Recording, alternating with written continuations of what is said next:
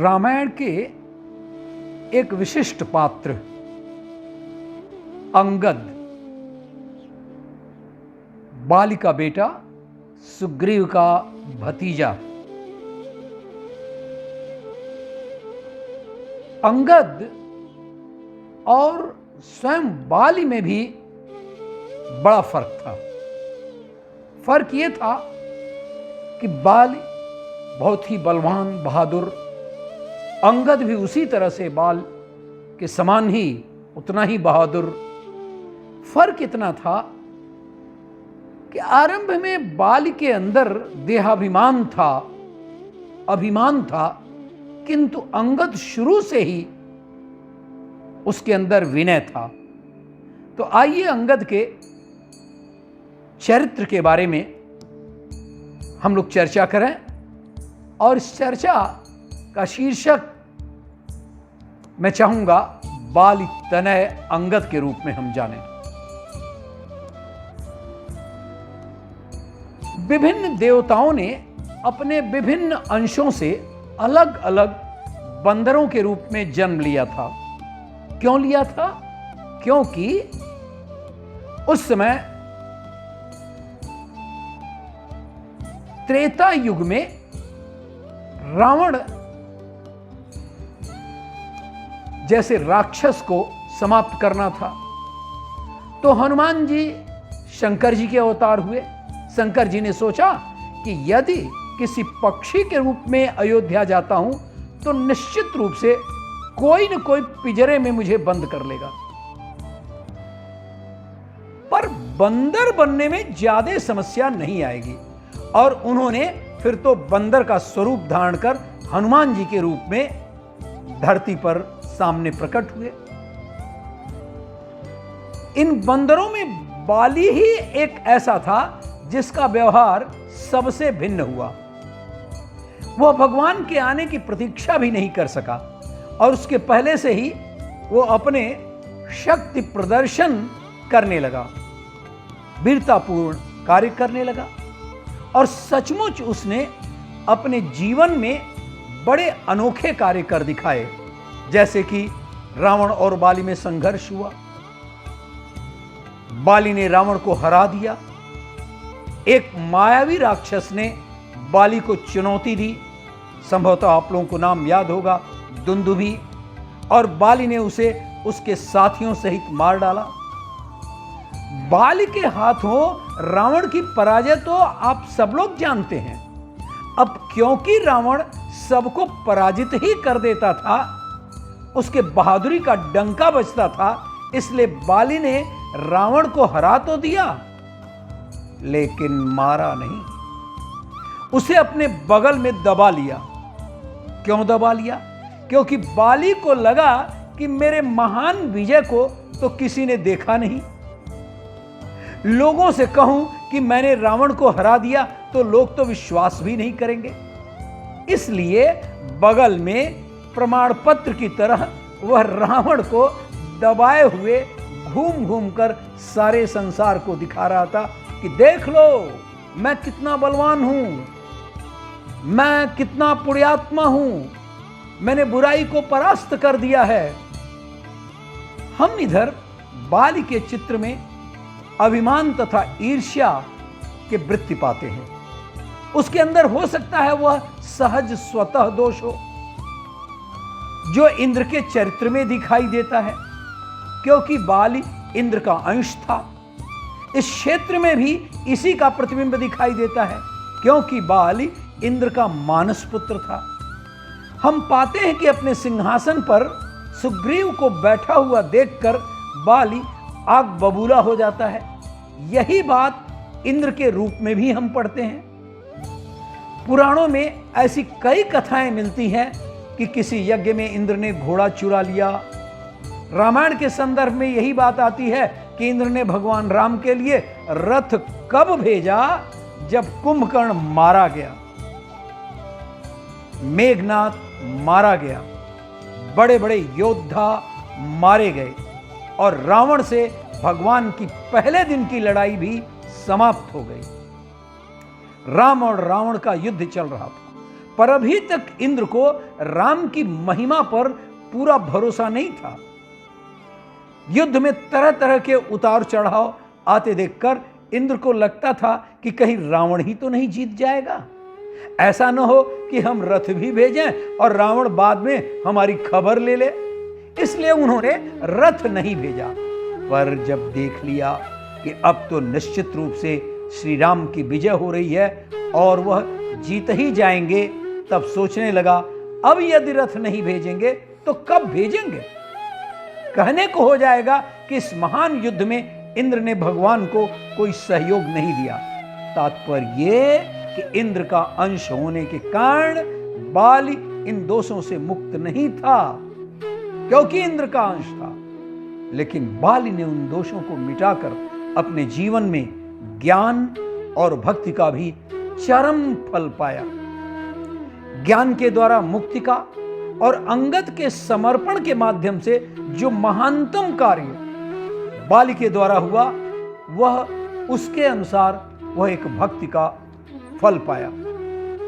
भगवान बाली से एक विकल्प बोले कि तुम जीवित रहना चाहो तो रह सकते हो और सेवा करो जीवित रह करके। बाल ने कहा कि नहीं महाराज, मैं इस अभिमानी शरीर से सेवा नहीं करूंगा। इस देह से मुझे अब मुक्ति दीजिए। ये मेरा पुत्र मेरा ही रूप है, मेरे ही समान बलि है और इसे रख लीजिए। और इसके साथ बाली ने एक शब्द और जोड़ा कि मेरा पुत्र मेरे ही समान बलवान तो है, पर एक अंतर है प्रभु। मुझ में बल के साथ अभिमान था, लेकिन मेरे बेटे अंगद में बल के साथ विनम्रता है। बाली तनय शब्द प्रभु को इतना प्रिय था कि जब वे अंगद को कुछ बुलाना चाहते थे, कहना चाहते थे, तो उन्हें अंगद की जगह बड़े स्नेह से बाली तनय यही कहकर पुकारते थे।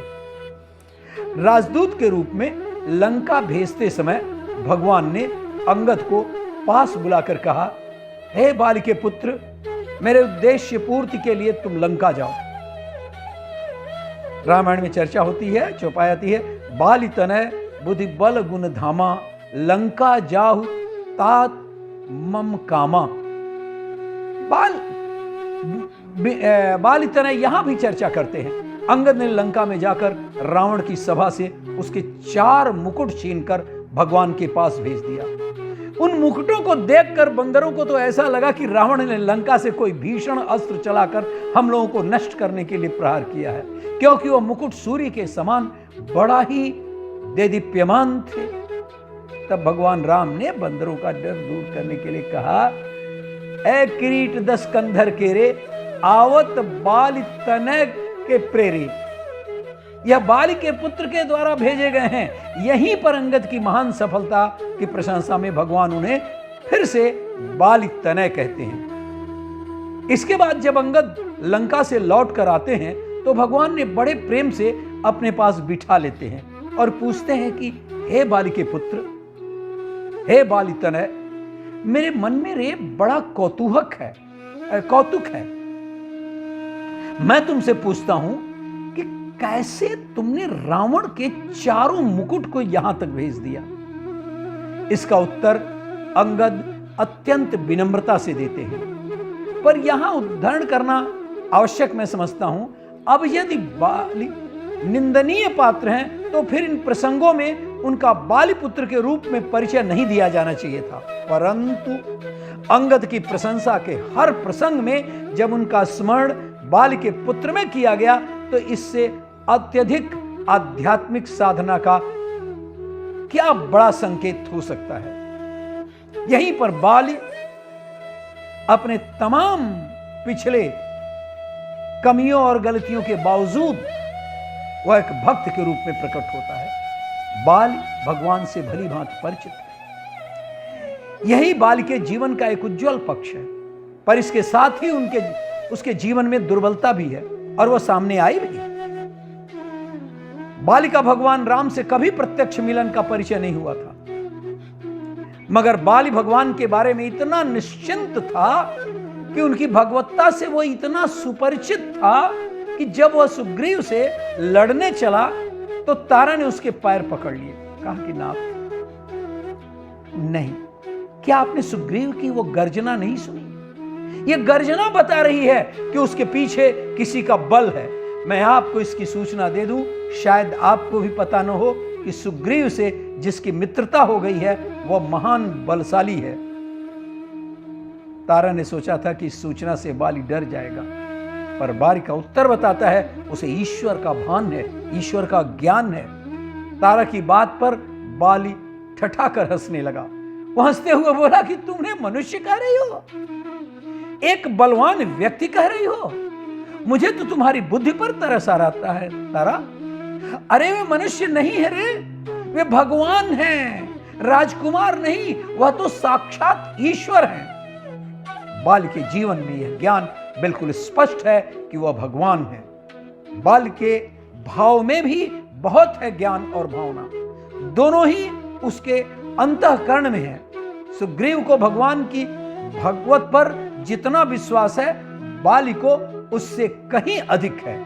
इसे कह सकते हैं कि बाली का ग्रहण पात्र बड़ा है, सुग्रीव का उसकी तुलना में छोटा है, जबकि सुग्रीव बाली का छोटा भाई था। पर जिसे हम बाली का दुर्बल पक्ष कहते हैं, वो उसके द्वारा तारा को कहे गए 2 वाक्यों से प्रकट होता है। उनमें से एक विचार मूलक है और दूसरा भावना मूलक, लेकिन दोनों का जो निष्कर्ष निकला वह सही नहीं था। बाली ने कहा, तुम चिंता करो कि वह सुग्रीव का पक्ष लेंगे, मत चिंता करो, और मेरा विरोध करेंगे नहीं। वह कहता है यदि ईश्वर मुझ पर बाण चलाकर मुझे मार भी देंगे तो भी मैं धन्य हो जाऊंगा। भगवान जब भी अंगद को याद करते हैं उन्हें बाल की याद आ जाती है, और इसलिए वह अंगद को बालीपुत्र कहकर ही संबोधित करते हैं। बाली अंत में भी भगवान श्री राम से बाजी मार ले गया। जब बाली ने भगवान से पूछा कि मेरा कसूर क्या है भगवान, भगवान ने कहा कि तुम बड़े अभिमानी हो। तब बाली ने कहा बड़े कोमल शब्दों में भगवान से केवल इतना ही निवेदन किया, प्रभु मैं अभिमानी तो अवश्य था, पर आपके सामने आने के बाद भी, आपका बाण लगने के बाद भी क्या मैं अभिमानी बना हुआ हूं? और यदि बना हुआ हूं तो इसका अर्थ यह हुआ कि अभिमान आपसे बड़ा है। आपकी विलक्षणता तो यही है ना कि आपके सम्मुख होते हुए कैसा भी अभिमानी हो, कोई भी अभिमानी हो, उसका अभिमान नष्ट हो जाता है। तो फिर बताइए, क्या सचमुच मैं अभी भी अभिमानी हूं? भगवान बाल की बात सुनकर तत्काल समझ गए और उन्होंने बाल के मस्तक पर हाथ रखकर कहा, नहीं नहीं बाली नहीं, मैं अपनी बात वापस लेता हूं। अब मेरी इच्छा तुम्हें मारने की नहीं है। मैं चाहता हूं कि तुम शरीर से स्वस्थ रहो, स्वस्थ हो जाओ और शरीर की रक्षा करो। व्यक्ति में मित्र से बचने का प्रलोभन कितना बड़ा होता है, और जब साक्षात भगवान बाली से जीवित रहने के लिए कह रहे हो और उस समय बाली के विचार इतने अद्भुत रूप से सामने प्रकट हो कि उसने मना कर दिया। उन्होंने 2 कारणों से भगवान का प्रस्ताव अस्वीकार कर दिया। एक तो बाली को लग रहा है कि मैं जीवित रह करके अंगद के लिए समस्या पैदा करूंगा, और दूसरा सोचे कि प्रभु सुग्रीव को तो वादा कर चुके हैं कि बाली को मैं एक ही बाण से मारूंगा, और वह बेचारा न जाने कब से सिंहासन पर बैठने की आस लिए बैठा है। मैं जीवित रहूं तो प्रभु का वचन तो झूठा होगा ना, वो वचन तो पूरा नहीं होगा ना, उनका वचन पूरा होना चाहिए। और दूसरी बात यह है कि बाली ने प्रभु से कहा कि प्रभु आप मुझसे जीवित रहने के लिए कह रहे हैं, तो समझ गया कि आप मुझसे पूरी तरह से प्रसन्न नहीं है। क्यों? भगवान बोले कि बाली ये क्या तुम कह रहे हो? मैं कह रहा हूं कि तुम जीवित रहो और तुम कह रहे हो कि मैं प्रसन्न नहीं हूं। बाली ने कहा, नहीं महाराज, शायद आपको लगता होगा कि मैं अभिमान के केंद्र बने हुए इस देह को ही सब कुछ मानता हूं, क्योंकि व्यक्ति जब मैं कहता है तो वह मैं को शरीर के रूप में देखता है। तो प्रभु भले ही मैं कभी भी देहाभिमानी रहा हूं, पर मैं आपको विश्वास दिलाना चाहता हूं अब ऐसी बात नहीं है। बाली ने भगवान से यहां तक कह दिया, आप मुझे मुक्ति भी मत दीजिए। सुग्रीव तो राज पा करके प्रसन्न हो जाएगा, परंतु बाली ने कहा कि महाराज, यदि आपको लगता है कि अभी मेरे पास वह मैं है, वो अभिमान है, तो मैं चाहता हूं कि मेरा जन्म हो, मुझे मोक्ष मत दीजिए, परंतु यह वरदान आप मुझे जरूर दीजिए कि जन्म जन्मांतर तक मैं आपके चरणों में बराबर रहूं, मेरा प्रेम आपके चरणों में बराबर बना रहे। भगवान भाव विभोर हो जाते हैं। पहले बाली से सुग्रीव हारा, फिर भगवान से बाली हारा, पर अंत में तो बाली से भगवान भी हार गए। प्रभु बाल के प्रेम में ऐसे बसे कि बाली ने अंगद को अपने पास बुला लिया और बोले, प्रभु अंगद आपके चरणों में रहे और अंगद का हाथ प्रभु आपके हाथों में रहे। इस प्रकार प्रभु के हाथों में अंगद का हाथ देकर बोले, यह मेरी ममता रहे आपके कर कमलों में। बाली ने कहा, यह तनय ममसम विनय बल कल्याण प्रद प्रभु लीजिए। मरते समय यह कह सकता था, हे प्रभु, हे भगवान, हे महाराज, इतना ध्यान रखिएगा कि मेरे सिंहासन पर मेरे मरने के बाद मेरे बेटे को ही बैठाइएगा, लेकिन नहीं, बाली ने बिल्कुल नहीं कहा। उसने कहा कि महाराज, इसको मैं इसलिए नहीं दे रहा हूं कि आप इसे राज्य दें, इसे सिंहासन प्राप्त हो, इसे आप अपना दास बना लीजिए, यही मेरी सबसे बड़ी कामना है। बाली के देह त्याग के बाद भगवान श्री लक्ष्मण जी को आदेश देते हैं कि वह किष्किंधा जाए, जाकर सुग्रीव का राज तिलक करे और अंगद को युवराज का पद दे। इतना ही नहीं, बाद में जब वे सुग्रीव को आदेश देते हैं कि तुम किष्किंधा का राज्य चलाओ, तो यह भी नहीं कहना भूलते कि ध्यान रहे कि किष्किंधा पर राज्य तुम्हें अकेले नहीं, अंगद को साथ लेकर उसकी सहमति से चलाना है। रामायण में चर्चा है, अंगद सहित करहु तुम राजू। हनुमान जी के बल के आसपास यदि किसी का बल दिखाई देता है तो अंगद जी का ही है। इसके बावजूद पूरे रामायण में आपको एक भी ऐसा प्रसंग नहीं मिलेगा जहां अंगद की वाणी में कहीं अभिमान दिखाई दे।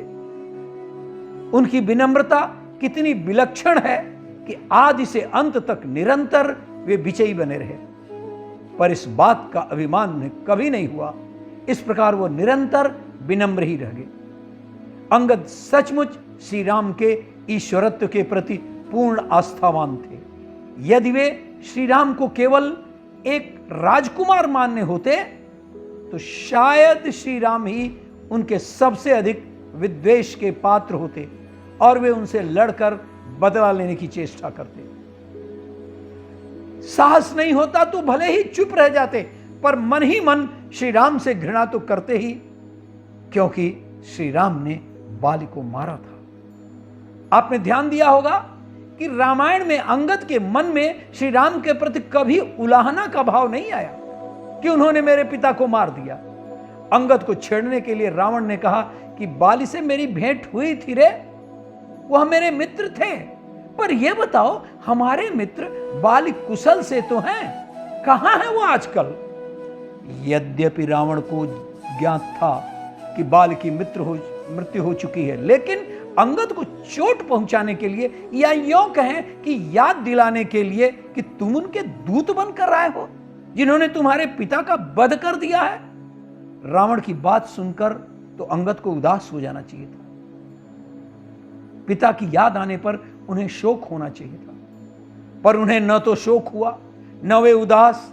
ऐसी स्थिति में जब किसी की याद आती है तो उसे दुख होता ही है, स्वाभाविक भी है। अंगद को केवल चोट ही नहीं, दुखी हृदय नहीं, दुख भी प्रबल होना चाहिए था, पर अंगद तो रावण की बात सुनकर हंसने लगे। रावण आश्चर्यचकित हो गया, विस्मित हो गया। अंगद बोले, उनकी कुशलता का समाचार तो मुझे पता नहीं है रावण, क्योंकि काफी दिनों से मेरे पिता से भेंट नहीं हो सकी है, पर अब तो तुम भी वहीं जाने वाले हो, अतः स्वयं उनके गले मिलकर उनसे ही कुशल पूछ लेना। रामायण में चर्चा है, दिन 10 गए बाली पहुंचाई, बूझे हूं कुशल सखा उरलाई। रावण ने कहा, रे बंदर, तो जैसा निर्लज्ज और स्वाभिमान रहित पुत्र कभी नहीं देखा। अरे, जिसने तेरे पिता का वध किया तू उसी का समर्थन कर रहा है। अपने पिता पर व्यंग कर रहा है और मेरी हंसी उड़ा रहा है तू तो केवल आकृति से ही नहीं, स्वभाव से, मन से सचमुच तू बंदर ही है।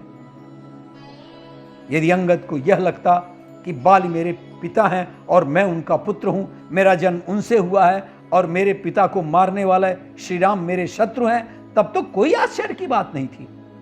पर वे सचमुच ही अंगद देहाभिमान से ऊपर उठे हुए थे, ममता से मुक्त हो चुके थे। उन्होंने बड़ी गंभीरता के साथ रावण से कहा, मैं समझ गया तुम बड़े राजनीतिज्ञ की तरह मुझे श्री राम से अलग करना चाहते हो, लेकिन तुम्हें मैं बता देना चाहता हूं, श्री राम को मैंने एक व्यक्ति की तरह कभी नहीं देखा। यदि मेरे पिता का वध हुआ है तो दुख मेरे पिता को होना चाहिए था, पर पिता के सामने यह प्रश्न आया कि वह जीवित रहना चाहेंगे या मरना चाहेंगे, तो उन्होंने खुद स्वयं मृत्यु का वर्ण किया था। अब सोचो कि मृत्यु उनको कितना सुखदाई लगी होगी श्री राम के हाथों। उन्होंने श्री राम के हाथों से मरना जीवन से भी अधिक हितकर लगा था। रावण, तुम मुझे श्री राम से अलग नहीं कर सकते। भगवान राम जब अंगद को अयोध्या से विदा करने लगे तो अंगद ने प्रार्थना की कि वे उन्हें अयोध्या में ही अपनी सेवा में रख लें। भगवान ने उनकी प्रार्थना को स्वीकार नहीं किया। बोले कि तुम किष्किंधा जाओ और वहां युवराज के रूप में राज्य चलाओ। उसमें अंगद की हिचकिचाहट को देखकर भगवान को लगा कि अंगद के मन की व्यथा मिट नहीं रही है। शायद अंगद सोच रहा है कि सुग्रीव भले ही मेरे चाचा हैं, किंतु हैं तो मेरे विरोधी, मेरे पिता के विरोधी रही हैं, और उसे मिटाए बिना, इन दोनों को मिलाए बिना समग्रता नहीं आएगी। तब भगवान ने अंगद को विदा तो जरूर किया, पर उसके पहले उन्होंने अपने गले की माला निकालकर अंगद के गले में डाल दी। अभिप्राय इसका यह था, अर्थ इसका यह था कि अंगद, तुम घबराना नहीं। तुम्हारे मन में जो विचार है कि सुग्रीव तुम्हें दंड देने के लिए मौके की तलाश में है, तो भरोसा रखो, विश्वास रखो। तुम्हारे गले में मेरी माला देखते ही सुग्रीव को सारी बातें याद आ जाएंगी। यहां स्मरण दिला दूं आप सबको कि बाली और सुग्रीव का जब युद्ध हुआ था तो बाली को चेतावनी देने के लिए मैंने सुग्रीव को माला पहनाई थी। आज तुम्हें भी पहना रहा हूं। सुग्रीव से बढ़कर भला इस माला का चमत्कार कौन जान सकता है, इसलिए तुम विश्वास रखना।